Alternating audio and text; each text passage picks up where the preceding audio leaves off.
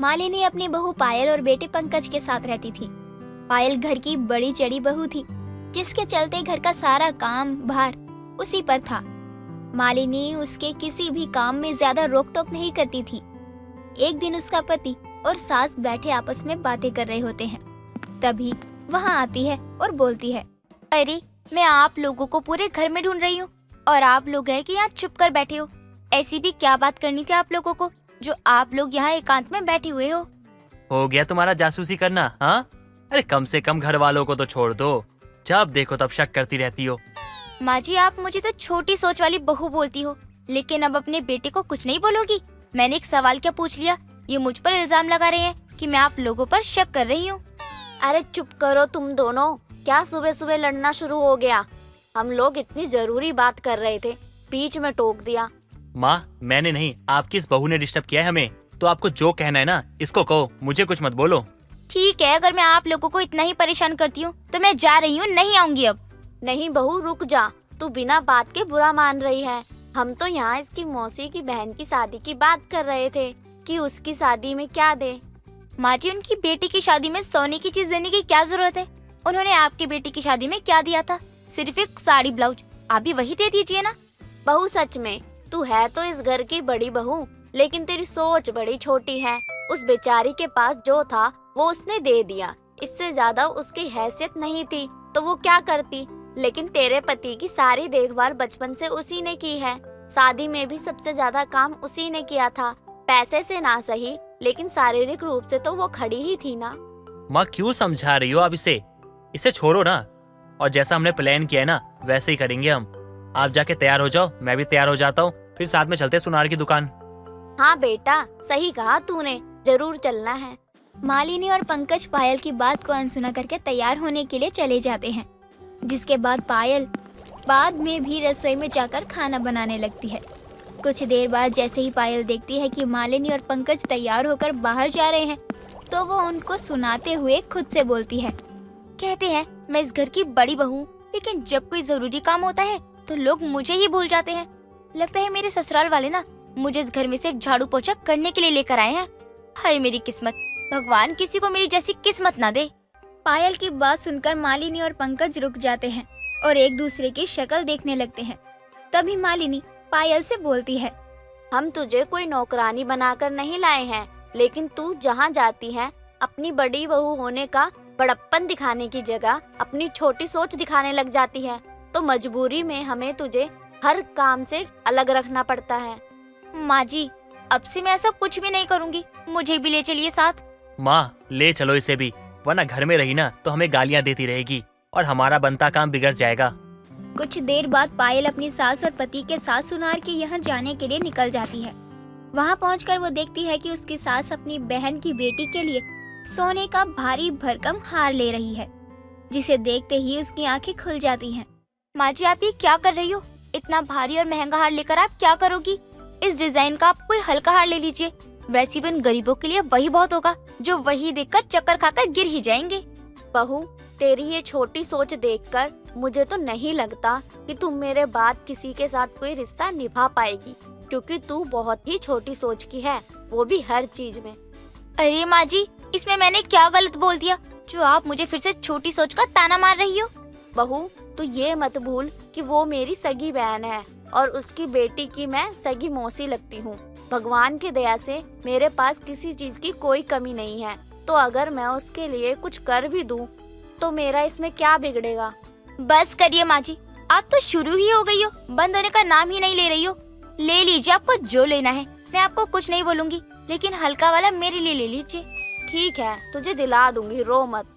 मालिनी अपनी बहन की लड़की के लिए सोने का भारी हार लेती है और अपनी बहू के लिए वैसा ही थोड़ा हल्के में ले लेती है और थोड़ी देर बाद घर वापस आ जाती है।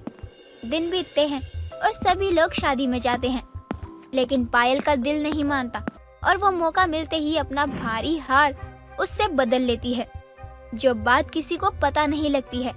और मालिनी हल्का हार उठाकर अपनी बहन मीरा को दे देती है। दीदी, इसकी क्या जरूरत थी? आप पूरे परिवार के साथ हमारे घर आए हो और मुझे कुछ नहीं चाहिए। मीरा, ये तो मेरा फर्ज था। तुम्हारी बेटी मेरी भी तो कुछ लगती है ना, मेरा भी तो कुछ हक है ना उस पर। जी बिल्कुल दीदी, आप लोग खाना वाना खाइए, मैं बाकी मेहमानों को देख लेती हूँ। मीरा इतना कहकर वहाँ से चली जाती है। पायल दिल ही दिल में बहुत खुश होती है कि उसकी इस हरकत का किसी को पता नहीं चला। शादी खत्म होने के बाद सभी मेहमान चले जाते हैं। अगले दिन मालिनी भी अपने परिवार के साथ अपने घर लौट आती है। तभी मीरा कानों के झुमके लेकर मालिनी के पास आती है। बहू, मेरे पास जो था मैंने तेरे लिए वो किया। अगर कोई कमी रह गई हो तो मुझे माफ कर दियो, लेकिन मैंने शादी में ये झुमके तेरे लिए बनवाए थे पर मैं दे नहीं पाई थी। मौसी जी, इस चीज की कोई जरूरत नहीं थी। आपने जितना किया उतना बहुत था। हाँ मीरा, तुझे ये सब देने की जरूरत नहीं है। तू अपना आशीर्वाद दे दे, बच्चों को वही बहुत है इनके लिए। वो तो हमेशा ही रहेगा दीदी, लेकिन बहू पहली बार घर में आई थी तो उसे खाली हाथ कैसे जाने दे सकती थी। मीरा की बात सुनकर पायल को अपनी गलती का एहसास होता है कि उसकी सोच सच में बहुत छोटी है और उसे अपने किए पर बहुत पछतावा भी होता है। लेकिन पायल का गिल्ट खत्म नहीं होता। एक दिन वो अपनी दोस्त को फोन करके उससे बात कर ही रही होती है। यार, मुझसे सच में बहुत बड़ी गलती हो गई। माँ जी सही कहती हैं कि मेरी सोच बहुत छोटी है। मुझे अपनी हरकत पर सच में बहुत गुस्सा आ रहा है। अगर माँ जी को पता चल गया कि मैंने उनके भारी हार से अपने हल्के हार को बदल दिया है तो वो तो मुझे मार ही डालेंगी। अब जाने भी दे, कितना सोचेगी। बस आगे से इस चीज का ध्यान रखियो, क्योंकि तू अपने घर की बड़ी बहू है। अगर तू इतनी छोटी सोच लेकर चलेगी तब तो तू किसी को कुछ नहीं दे पाएगी। तू सही कह रही है। मौसी जी ने अपनी हालत को नहीं देखा कि वो कितनी गरीब है। उन्होंने मेरे पहुंचने से पहले ही मेरे लिए कान के इतने बड़े झुमके बनवा दिए और मैंने तो उनकी बेटी का ही हक मार लिया। आगे से इन सब बातों का ध्यान रखियो, और जो गलती अभी करी है कोशिश करियो आगे कभी ना करे, क्योंकि ऐसी छोटी सोच रखना गलत है। पायल की सारी बातें उसका पति और सास सुन लेते हैं, जिसे सुनकर उन्हें बहुत गुस्सा आता है। लेकिन पायल को अपनी गलती पर पछताते देखकर वो उसे कुछ नहीं बोलते। लेकिन उन्हें अपने सामने देखकर पायल के होश उड़ जाते हैं। आप लोग यहाँ? हाँ, हम लोग। क्यों नहीं होना चाहिए था क्या? और किस बात से डर रही हो तुम? इस बात से तो नहीं डर रही ना कि कहीं हमने तुम्हारी बात तो नहीं सुन ली? नहीं, वो मैं खुद ही आप लोगों को बताना चाहती थी। मुझे सच में बहुत बुरा लग रहा है, मुझे माफ कर दीजिए। तुम ना ही बोलो तो ज्यादा अच्छा होगा। इतने अच्छे परिवार के होने के बाद भी तुम्हारी सोच इतनी छोटी है तो क्या ही तुम किसी को कुछ दे पाओगी। बेचारी की जब से शादी की हम तैयारियां कर रहे हैं ना, तब से तुम हर काम में टोक लगा रही हो। अब तो हो गई ना तुम खुश? मुझे एहसास है कि मैंने गलत किया। अब आप लोग ताने मत मारिए, मुझे माफ कर दीजिए। ऐसा बोलकर आप मुझे और शर्मिंदा मत कीजिए। पायल को पछताते देखकर मालिनी उसे बता देती है कि उसने उसे हार बदलते देख लिया था, जिसके बाद सही समय देखकर उसने फिर से हार की अदला बदली कर दी थी और जिसका जो हार था वो सही जगह पहुंच गया। ये सुनकर पंकज खुश हो जाता है और पायल का पछतावा खत्म हो जाता है और उस दिन के बाद से वो अपनी छोटी सोच में बदलाव करने की बहुत कोशिश भी करने लगती है। जानकी ने अपने बेटे केशव की शादी की थी। घर में जानकी की बहू किरण की मुंह दिखाई को लेकर लोगों का आना जाना लगा हुआ था। लेकिन एक रोज जब जानकी की पड़ोसन विमला जानकी की बहू किरण की मुंह दिखाई के लिए घर आती है। अरे ओ जानकी, कहाँ है तू? जरा तू अपनी बहू की मुंह दिखाई तो करा दे। क्या बात है, पड़ोसन होकर 2 दिन बाद आ रही है। मेरी बहू की मुंह दिखाई में सब ठीक तो है ना? हाँ, सब ठीक है। मैंने सोचा अभी तो जानकी के घर लोगों का आना जाना होगा ही, तो भला मेरी क्या जरूरत पड़ती, इसलिए मैं तसल्ली से आई हूँ। अच्छा ऐसा है क्या? बैठना तू, मैं अपनी बहू को बुला कर लाती हूँ। इतना कहने के बाद ही जानकी अपनी बहू को आवाज लगाती है और जानकी की बहू किरण हॉल में आती है। लेकिन जानकी की बहू किरण को देखकर विमला जानकी से कहती है, ये बहू लाई है या गांव के साटा पर नाचने वाली जिसकी कमर 2 इंच की होती है? अरे कहाँ से मिली तुझे ऐसी बहू? इसमें तो मुझे तेरी बहू कम और कमजोरी ज्यादा नजर आ रही है। अरे चुप कर तू तो जानती है पहले लोग कितना काम करते हैं। अपनी पड़ोसन रमा को देख ले, पूरे दिन काम करती रहती है, फिर भी कभी आज तक उसने कहा नहीं कि वो थक गई है। अरे सुबह 5 बजे से जो काम करना शुरू करती है, रात के 11 बज जाते हैं और वो रुकती नहीं है। ना जाने भगवान ने भी उसे कौन सी ही सुपर पावर दे रखी है। तो तू कहना क्या चाहती है कि तेरी बहू भी बिल्कुल रमा की तरह काम करेगी क्योंकि वो पतली दुबली है? अरे जानकी, हर कोई काम नहीं कर पाता। चल ये सब छोड़, मुझे तो तू अपनी बहू दिखा दे बस। इतना कहने के बाद जैसे ही विमला जानकी की बहू का घूंघट हटाती है, वो किरण को देख के हैरान रह जाती है। किरण वाकई बहुत पतली और दुबली और कमजोर लग रही थी, लेकिन घूंघट उठाने के साथ ही किरण चक्कर खाकर गिर पड़ती है। अरे रे रे बहू, क्या हुआ? जानकी, उठा अपनी बहू को, इसमें कितनी जान है। एक दो हड्डी भी चटक गई तो लेने के देने पड़ जाएंगे। अरे ये कैसे बेहोश हो गई बहू? अरे ओ बहू, उठ भी जा, कहीं ज्यादा समय तक खड़े रहने की वजह से मर तो नहीं गई? बहू, अरे ओ बहू, उठ भी जा, क्या हो गया इसे? मैंने तुझे पहले ही कहा था कि इसे कमजोरी है बहुत। अब थोड़ी देर बाद ही किरण को होश आता है और किरण अपने आसपास अपनी सास और पड़ोसनों को देखती है। माँ जी, मैं जिंदा तो हूँ ना? इतनी देर खड़े रहने की वजह से मुझे चक्कर आ गया। देखा देखा देखा, मैंने कहा था ना कि तेरी बहू को भर भर कर कमजोरी है, लेकिन नहीं, तू तो नहीं मानती मेरी बात। बहू, तुझ में कमजोरी है, लेकिन ये बात तूने मुझे पहले क्यों नहीं बताई? चल कोई बात नहीं, थोड़े दिन बाद ही तुझे खिला पिला कर ऐसा कर दूंगी कि तुझे चक्कर तो क्या, झपकी भी नहीं आएगी। जानकी थोड़ी परेशान हो जाती है कि वो पतली बहू इसलिए लाई ताकि उसकी बहू भी उसकी पड़ोसन की तरह काम करेगी, लेकिन जानकी की बहू में तो भर भर कर कमजोरी थी। ऐसे ही अब अगले ही दिन किचन में खाना बनाते हुए किरण चक्कर खाकर गिर पड़ती है। और एक दिन तो किरण चाय लेने जैसे ही हॉल में जाती है, वो चाय लिए ही अपनी सास के ऊपर गिर पड़ती है, जिससे जानकी और भी ज्यादा परेशान हो जाती है। बहू, अगर ऐसा ही रहा तो कल को अगर मैं दादी बनूंगी तो उस स्थिति में तू कैसे खुद को बिस्तर से उठा पाएगी? पता नहीं माँ जी, इतनी कमजोरी क्यों हो रही है मुझे भी कुछ समझ नहीं आ रहा कि मुझे इतनी कमजोरी कैसे हो गई। देख बहू, तू खाना पीना खाया कर और घर का काम तुझे ही करना है, अब जैसे भी करना हो। माँ जी, मैं पूरी कोशिश करूंगी कि मैं खुद में कमजोरी ना आने दूं, लेकिन क्या करूं, मेरे अंदर कमजोरी आ ही जाती है। ऐसे ही समय बीत रहा था और अब तो किरण पूरे दिन में एक दो बार चक्कर खाकर गिर ही जाया करती थी, लेकिन इस बार जब किरण चक्कर खाकर गिरती है तो उसे भरे बाजार में एक सुंदर सा लड़का थाम लेता है और किरण भी उस लड़के को देखकर बस उसकी ही आंखों में खो जाती है। अरे तेरी कमजोरी की मारी बहू, देख कहाँ गई, देख उसे, कहीं ऐसा ना हो भीड़ में चक्कर खाकर गिर पड़े और भीड़ उसका पापड़ बना दे। अरे कहाँ गई बहू? ओ बहू, वो देख जानकी, तेरी बहू न जाने किसके बाहों में लिपटी हुई है, देख तो जरा उसे। और ये करम का जला है कौन? मुझे पता होता तो मैं तुझे बता चुकी होती। आज जरा देख इसे, कौन है जो मेरी बहू पर डोरे डाल रहा है? अब जानकी और विमला किरण के पास पहुंचते हैं तो देखते हैं कि वो एक दूसरे को आंखों में आंखें डालते हुए देख रहे हैं। ओ बस बस हो गया बहू, तू इसके बाहों में क्या कर रही है? अब ये मत कह दियो कि तुझे चक्कर आ रहे थे तो इसने तुझे बचा लिया। अरे काकी, बिल्कुल ऐसा ही हुआ। ये नहीं होते तो मैं यहाँ पड़ी होती और लोग मुझ पर से चढ़कर चले जाते। अरे दूर हो तू और निकल यहाँ से, इससे पहले कि मैं और विमला मिलकर तुझे चप्पल मारे। वो लड़का तो वहाँ से भाग जाता है, लेकिन अब जानकी और विमला अपनी बहू को लेकर घर आते हैं और सुनाने लगते हैं। अरे तुझे शर्म आनी चाहिए, बीच बाजार में अनजान से लिपटी हुई थी, आखिर तू चाहती क्या है? माँ जी, बस उसने तो मेरी जान बचाई थी और कुछ नहीं। लेकिन तुझे तो चक्कर आता है तो तू बेहोश हो जाती है ना, लेकिन उस लड़के की बाहों में तुझे नींद आ रही थी क्या? अरे वो तो मैं बेहोश होने से पहले ही संभल गई थी, बस इसीलिए मुझे बेहोशी नहीं आई। जानकी और विमला को तो कुछ गड़बड़ लगती है। अब वो किरण पर नजर रखते हैं और जानकी नोटिस करती है कि जब भी जानकी अपनी बहू पर कोई भी भारी काम की कहती तो वो चक्कर खाकर गिर जाती, जिसके बाद वो काम जानकी को ही करना पड़ता था। एक रोज शाम के समय जानकी की बहू किरण विमला के सामने ही बेहोश हो जाती है।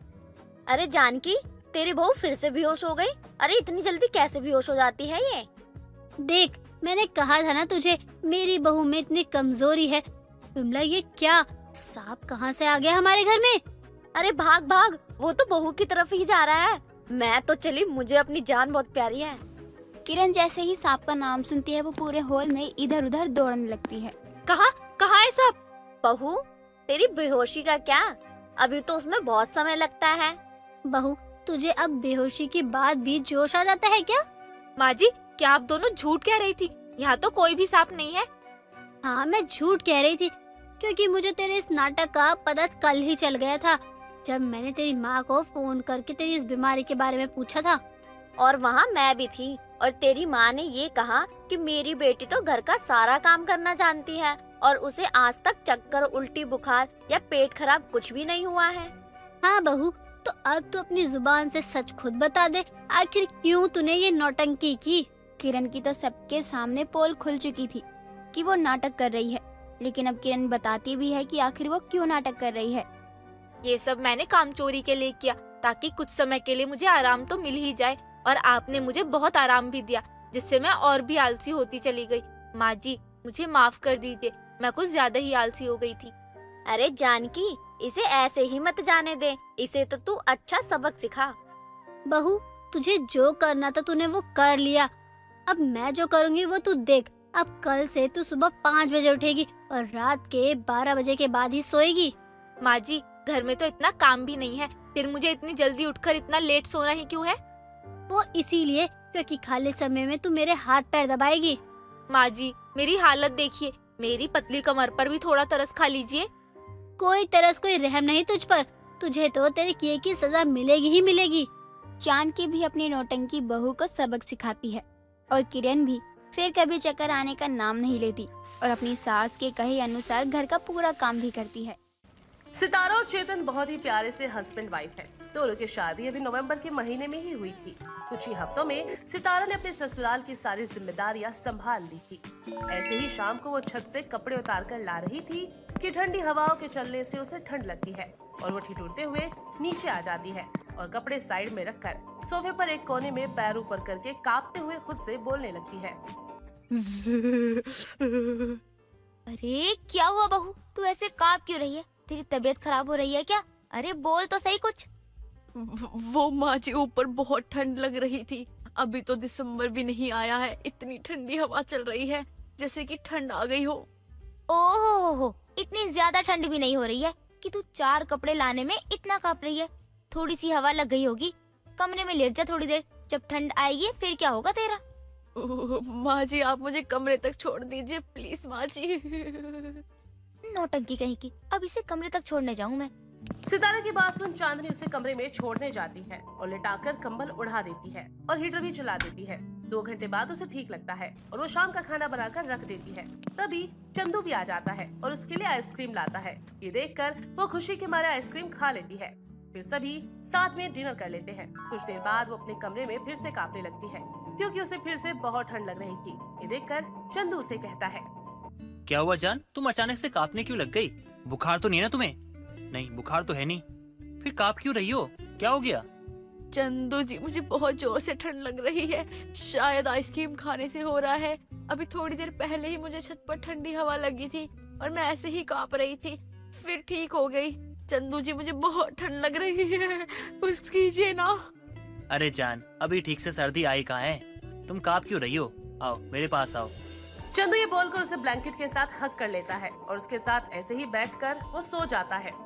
वक्त बीतता है और ठंड के मारे सितारा नहाने के लिए बहुत सोचती है और फिर कैसे न कैसे करके नहा लिया करती थी।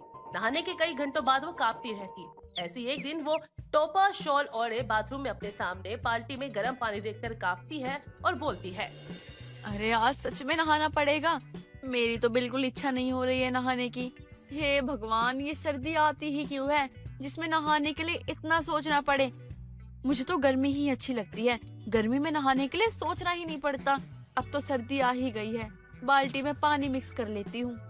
ये बोलकर सितारा गर्म पानी को ठंडे पानी से मिक्स करती है, लेकिन उससे ज्यादा पानी मिक्स हो जाता है। जैसे ही वो पानी में उंगली डालकर चेक करती है तो झट से पानी से उंगली निकाल लेती है क्योंकि उसे पानी बहुत ठंडा लग रहा था और वो खुद से बोलती है, बाप रे बाप, ये पानी नहीं ठंडी कोल्ड ड्रिंक जैसा पानी हो गया है। लगता है मैंने ज्यादा ही पानी मिला दिया है। अब तो मेरी हिम्मत नहीं पड़ रही कि मैं नहाऊं। कहीं इस पानी से नहाकर मैं बाथरूम में ही मर गई तो, या फिर कहीं मुझे सर्दी जुकाम हो गया तो चंदू जी के बहुत पैसे खर्च हो जाएंगे और कहीं मुझे निमोनिया का खतरा हो गया तो। नहीं नहीं नहीं नहीं, सर्दी आ चुकी है, सब लोग नहाने के फायदे बताएंगे, लेकिन जान भी तो मेरी है, इसलिए मेरी हिम्मत नहीं हो रही कि मैं नहाऊं। चाहे कुछ भी हो जाए, मुझे एक ही बात पर अड़े रहना है, क्योंकि जल है तो कल है। तो मतलब निष्कर्ष यही निकलता है कि आज सितारा नहीं नहाएगी तो ठंडे ठंडे पानी। Bye bye. सितारा ये कहकर वहाँ से चली जाती है और पानी की कुछ बूंदे अपने मुंह पर छिड़क लेती है, क्योंकि उसकी नहाने की जरा भी हिम्मत नहीं होती। ओह, कितनी ठंड हो गई। अब ये कुछ बूंदे छिड़क कर मैं पवित्र हो गई। सितारा बिना नहाए ही दूसरे कपड़े पहनकर रेडी हो जाती है और ऐसे रिएक्ट करती है जैसे कि वो नहा ली हो, और अपनी सास को सुबह का नाश्ता परोस देती है। तभी उसकी शक्ल देखकर उसकी सास कहती है, अरे बहू, तेरी शक्ल कुछ अजीब सी लग रही है। क्या हुआ? सब ठीक तो है? कहीं माँ जी को पता तो नहीं चल गया कि मैं नहाई नहीं हूँ? अरे बहू, बता ना क्या हुआ? तू सोई नहीं क्या रात भर? तेरी शक्ल ऐसी लग रही है जैसे तू नींद में उठकर आ गई हो। नहीं नहीं माँ जी, नींद पूरी है। पता नहीं, आपको शायद ऐसा लग रहा होगा। अच्छा, चल ठीक है। अच्छा बहू, मैं क्या कह रही थी, सामने वाली पड़ोसन झंडे वालन मंदिर जा रही है रात में, तो हम भी चलते हैं। रात भर वहीं बैठेंगे थोड़ी देर। नहीं नहीं माँ जी, मैं नहीं जाऊंगी। आपको पता भी है कितनी ठंड हो रही है बाहर। आपकी कुल्फी जमेगी और साथ साथ मेरी भी कुल्फी जमवाओगे क्या? तो फिर क्या करूँ बहू, मना कर दूं उसे? और क्या माँ जी, अरे आराम से घर में रजाई में घुसकर बैठिए, चाय पकोड़े खाइए, मूंगफली छीलिए, गुड़ खाइए और मुझे भी खाने दीजिए। आइडिया बुरा नहीं है तेरा। चल फिर तू जा, जैसा बोली है ना वैसे पकोड़े बना कर ला मेरे लिए। है ये क्या? मैं खुद फंस गई। अब पकोड़े बनाने पड़ेंगे मुझे। चलो कोई नहीं, पकोड़े मैं खुद भी तो खाऊंगी।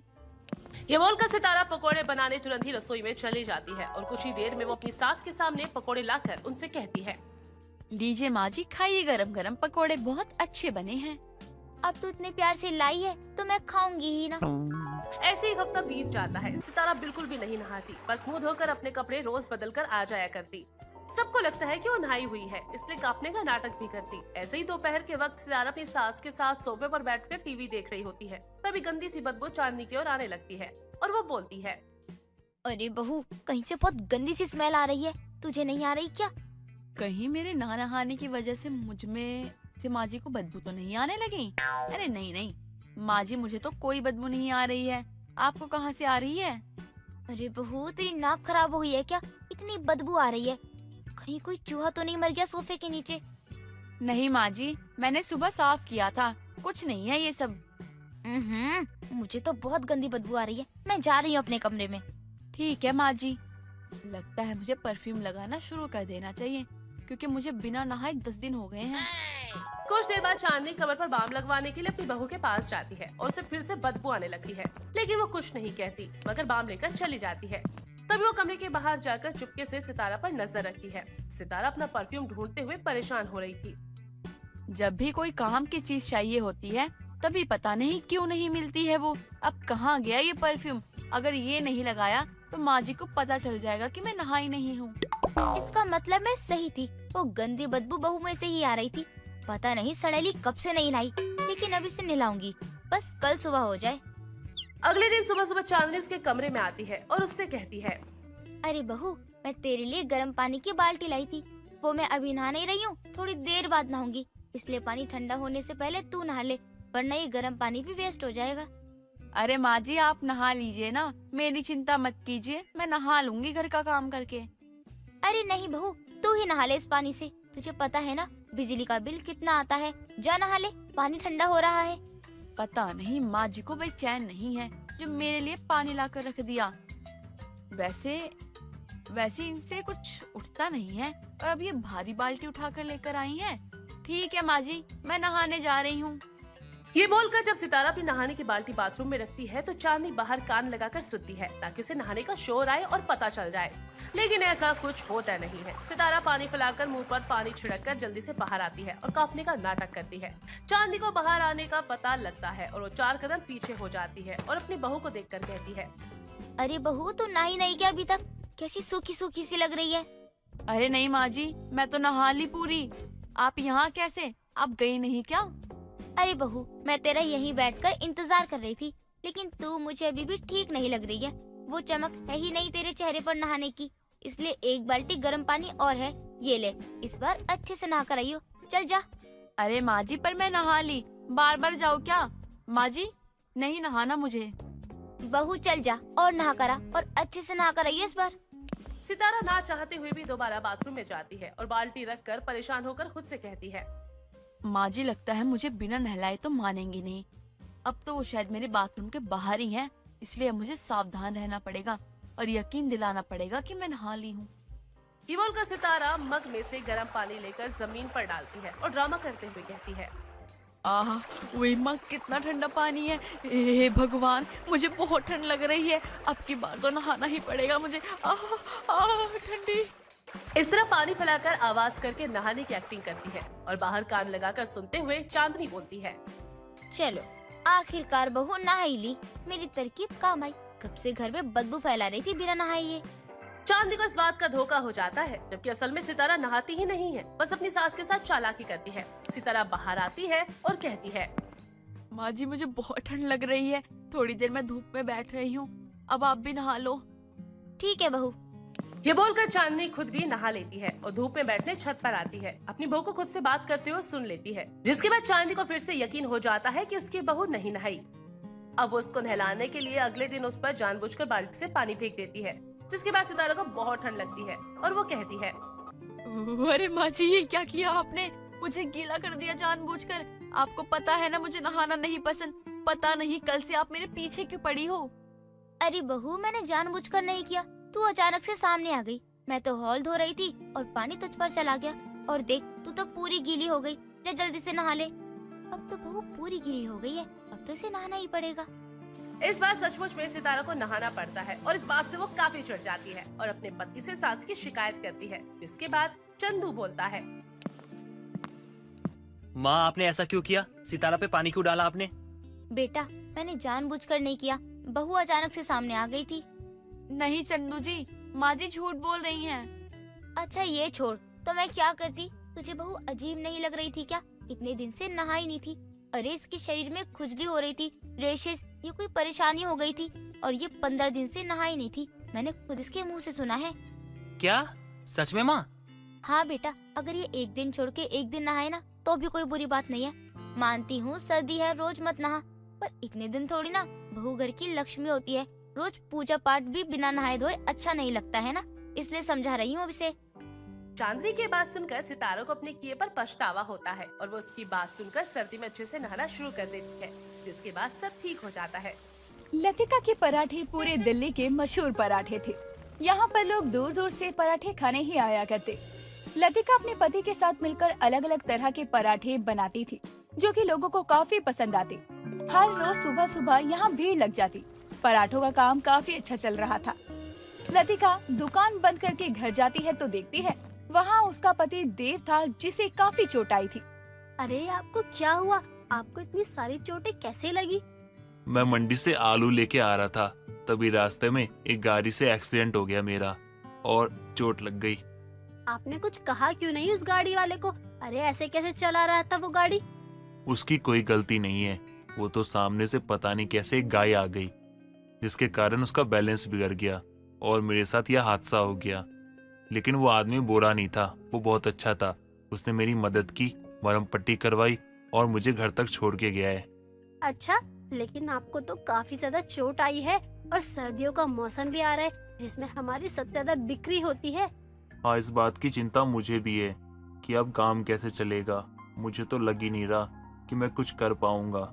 लतिका, दुकान तुम्हें संभालनी पड़ेगी कुछ दिनों तक। क्या मैं दुकान संभालूं? लेकिन मैं कैसे? आपकी गैर मौजूदगी में दुकान संभालना एक बात है और आपके बिना पूरे 1 महीने तक दुकान संभालना दूसरी बात है। मैं ये कैसे कर सकती हूँ? क्यों नहीं कर सकती तुम? हाँ, अरे आज भी तो तुमने ही संभाला है ना दुकान को, और मुझे पता है कि तुम ना मुझसे भी अच्छा संभाल सकती हो दुकान को। तुम कर पाओगी, मुझे यकीन है तुम पर। तुम समझ नहीं रहे हो देव, बहुत बड़ी बात है ये जो तुम मुझे बोल रहे हो। लतिका, अगर दुकान कुछ दिनों के लिए बंद हो गई ना तो शायद आगे कभी खुल भी ना पाए, इसलिए अब तुम्हें संभालनी होगी दुकान। लतिका देव की बात मान लेती है और अब लतिका देव के बदले पराठे की दुकान संभालने लगती है। लतिका के हाथ के पराठे लोगों को पसंद आने लगे थे और हर कोई उससे पराठे वाली भाभी कहा करता। धीरे धीरे काम और भी अच्छा चल रहा था। कुछ दिनों बाद समर अपने घर से निकलता है और सीधे अपने दोस्त विशाल के घर जाता है। विशाल, आज चलना है या नहीं? अरे भाई, मैं तो तेरा कब से इंतजार कर रहा था कि तू कब आएगा और कब हम जाएंगे। आज तो भाभी के हाथ के पराठे खाने का बहुत मन कर रहा है। अरे भाई, भाभी जी के हाथ के पराठे का ना कोई जवाब नहीं है। दिल्ली में सबसे ज्यादा मुझे ना भाभी जी के हाथ के पराठे लगते हैं। अरे दिल्ली में हर जगह के पराठे खाए मैंने, लेकिन क्या बताऊं यार, भाभी जी के हाथ के जो पराठे में स्वाद है ना, वो तो कहीं नहीं मिलता मुझे। हाँ तो चलना, फिर बातें क्यों कर रहा है? चलना, चलकर कुछ खाते हैं। मैंने तो कल से कुछ नहीं खाया है। तूने बताया था कल का प्लान है भाभी के हाथों के पराठे खाने हैं, तब से कुछ नहीं खाया। भाई मेरे मुंह की तरफ देखने से ना तू पहुंच नहीं जाएगा। चुपचाप से बाइक निकाल चल। मैं अभी ना माँ को मस्का ला के कुछ पैसे लेकर आता हूँ। अरे जान पहचान है भाभी जी से, इसका मतलब ये थोड़ी है कि भाभी जी हमें फ्री में खिलाएंगे पराठे। दोनों दोस्त बाइक से पुरानी दिल्ली के मशहूर पराठे वाली भाभी लतिका के पास पहुंच जाते हैं। क्या बात है, आज तो तुम दोनों बड़े दिनों बाद आए हो। पराठों की याद नहीं आई या भाभी जी से किसी बात पर नाराज हो? यहाँ का रास्ता भूल ही गए तुम दोनों तो।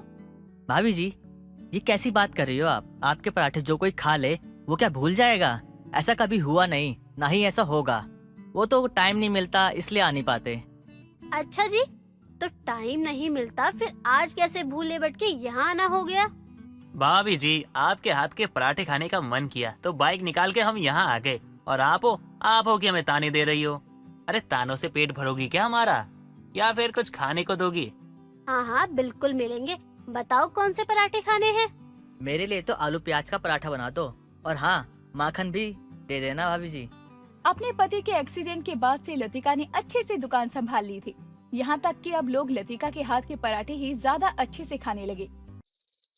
एक रात लतिका घर आती है और अपने पति से कहती है, अब तो हमारे पराठे का काम और भी अच्छा चल रहा है, और यहाँ आपकी तबीयत भी ठीक हो रही है। अब तो आपकी चोट भी काफी हद तक ठीक हो गई है ना?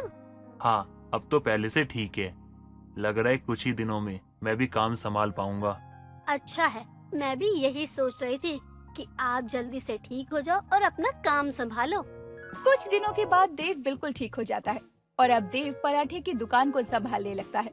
लेकिन देव के बनाए पराठे लोगों को बिल्कुल भी पसंद नहीं आ रहे थे और लोग देव के मुंह पर ही पराठों की बुराई कर रहे थे। तभी एक औरत आती है और देव से पराठा मांगती है। देव उसे पराठा देता है और जैसे ही वो औरत पराठा खाती है तो उसका मुंह बन जाता है और वो बोलती है, आप लोगों का काम जरा सा भी क्या चलने लग जाए, आप लोग तो अपनी औकात दिखा देते हो ना। क्या हुआ बहन जी, आप ऐसे क्यों कह रही हो? आपको पराठे अच्छे नहीं लगे क्या? अच्छा, तुम इसे अच्छे पराठे कहते हो? अरे इससे अच्छा तो तुम अपनी दुकान बंद कर दो। वो औरत कहाँ गई जो पराठे बनाती थी पहले? उसके पराठों में कितना स्वाद था। हर कोई देव के बनाए पराठे की बस बुराई कर रहा था, कमियां निकाल रहा था। देव को बिल्कुल भी अच्छा नहीं लगता और वो उदास होकर घर आता है। अरे क्या हुआ, आप उदास क्यों लग रहे हो? किसी ने कुछ कहा क्या? कुछ हुआ क्या दुकान पर? होना क्या है, तुम इतने दिनों से दुकान संभाल रही थी जिसके कारण सबको तुम्हारे हाथ के पराठे ही पसंद आने लग गए, और आज जब मैंने बना के बेचा तो लोगों से सिर्फ बुराई सुनी अपने लिए। इसका मतलब आज बिक्री नहीं हुई हमारी? जो लोग पराठे खाने आए थे ना, उन्होंने पैसे तो दे दिए, लेकिन पैसों के साथ सुनाया भी बहुत, और कह रहे थे कि जो पहले बनाती थी वो बहुत अच्छा बनाती थी, और आप बिल्कुल अच्छा नहीं बनाते, आपको दुकान बंद कर देनी चाहिए। आप निराश मत हो, लोगों का क्या है, 4 दिन बाद तो सब भूल ही जाते हैं। आप ही पराठे बेचना, लोगों को धीरे धीरे आपके बनाए हुए पराठे पसंद आने लग जाएंगे, आप देखना। वैसे जिस बात से इतना निराश हो रहा हूँ मैं, वो तो हमारे लिए बहुत अच्छी बात है। अरे हम एक और दुकान खोल सकते हैं जहाँ मैं आलू के पराठे बेचूं, और तुम इसी दुकान पे ना आलू के पराठे बेचना। क्या मतलब, हम दोनों ही पराठे बेचे? हाँ देखो, अभी हमें अपने परिवार को आगे बढ़ाने में बहुत दिक्कत होती है, और अब परिवार आगे बढ़ेगा तो मुश्किलें भी आएंगी। अगर हम दोनों मिलके कमाएंगे तो बहुत अच्छा रहेगा। देव लतिका को पूरी बात समझा देता है। अब दोनों मियाँ बीवी मिलकर अलग अलग पराठे की दुकान चला रहे थे। सब अच्छे से हो रहा था। तभी कुछ लतिका की दुकान पर लोग आते हैं और लतिका से बदतमीजी करते हैं। लतिका अकेले होती है और इस बात का फायदा वही उठा रहे थे। तभी समर और विशाल वहाँ आते हैं। ए, कौन हो तुम लोग, और भाभी जी को क्यों परेशान कर रहे हो? समर, पता नहीं ये कौन है, अचानक से दुकान में घुस आए और परेशान करने लग गए। इनको मैंने कई बार मना किया, लेकिन ये मेरी बात सुन ही नहीं रहे हैं, बस अपनी मनमानी करे जा रहे हैं। अरे ओ समर भाई, तेरे क्या फूफा के बेटे हैं जो तू इतने प्यार से बातें कर रहा है? अबे इनको तो इनकी भाषा में समझ में आती है हर चीज। भाभी जी को परेशान किया तो किया कैसे इन लोगों ने, इनको तो सबक मैं सिखाऊंगा। वो दोनों मिलकर उन लड़कों को बहुत मारते हैं और दुकान से बाहर करते हैं। जिसके बाद लतिका देव को कॉल करती है और देव तुरंत अपना काम धंधा छोड़कर आता है। क्या हुआ लतिका, तुमने मुझे अचानक से यहाँ क्यों बुलाया?